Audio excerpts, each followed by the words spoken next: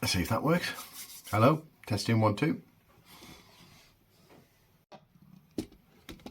Hello, let's see if that works. Testing 1 2. Right, good morning. I've got my coffee, I've got my dressing gown on. I decided that being dressed wasn't working out for me. Today I want to talk about masculinity. Toxic masculinity has become a bit of a buzzword to shout down anybody who expresses any kind of forceful nature, whether male or female or whatever. And I think somewhere along the lines that phrase has made people be scared of being strong, be scared of having an opinion, being scared to have a laugh almost. So when I was younger, I grew up with in the 80s, and it felt a lot more masculine back then, and I think that was probably a reflection of the jobs that were available.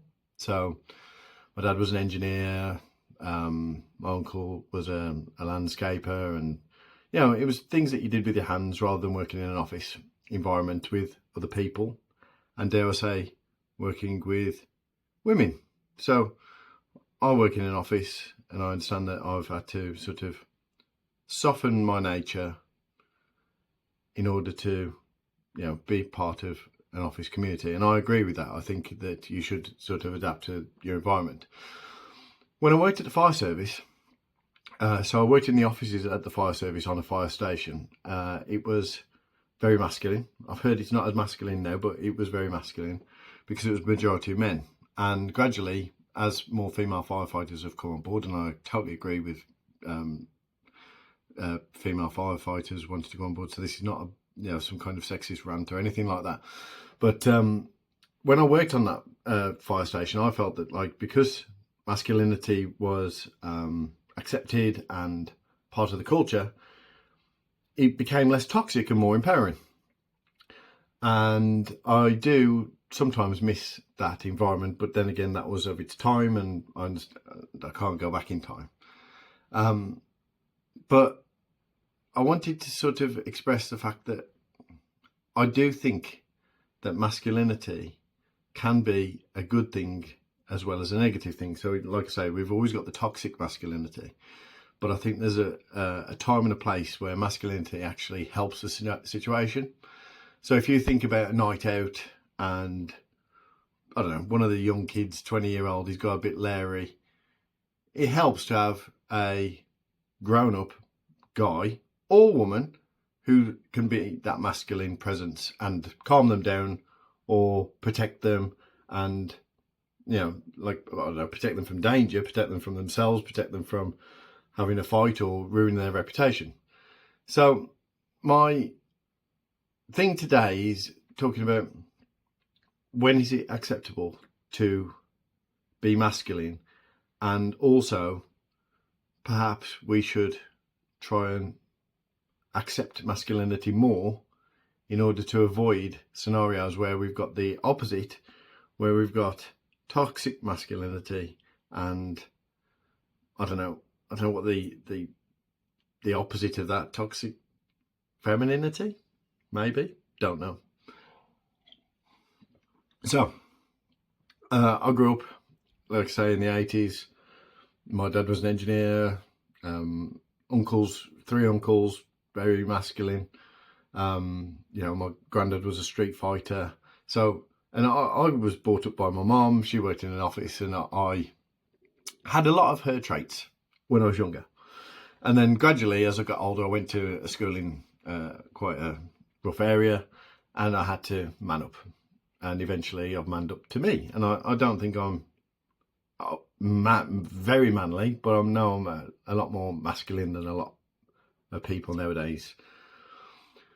And in some ways, by being masculine, you get targeted for being, aggressive. And I've heard a lot of women get accused of being, I saw something the other day about bossy women or bossy young girls get accused of being bossy rather than assertive. And so we're almost demonizing assertiveness.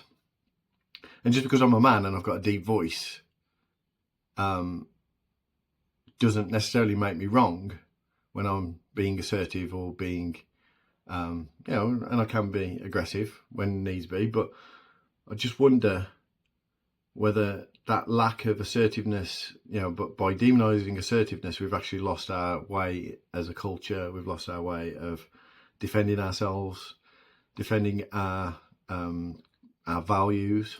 So, nowadays when I go out, I'm very sort of quiet.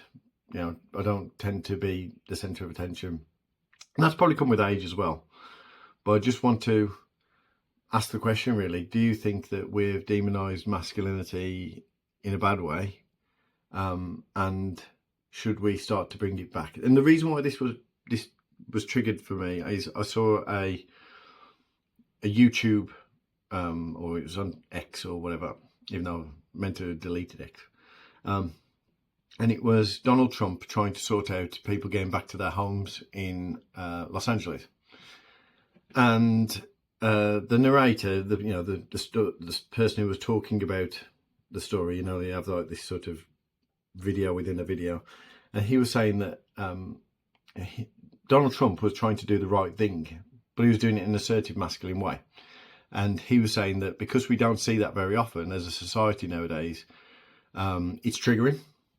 And I've known several men through my life who have been masculine, strong characters, assertive, and they've been a positive force. And I just wonder if one day we'll miss our positive masculine men.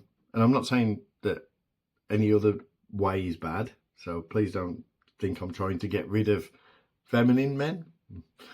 But what I am trying to say is, if there was a war today, I can't think of many people who I would think would be signing up to go and fight.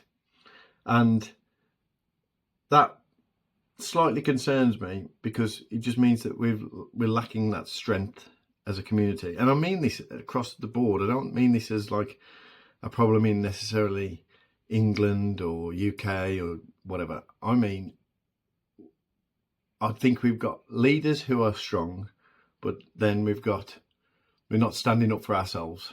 So if you think about things that happen with the government, back in the day, you used to have protests, you had the unions, you had strikes, things like that.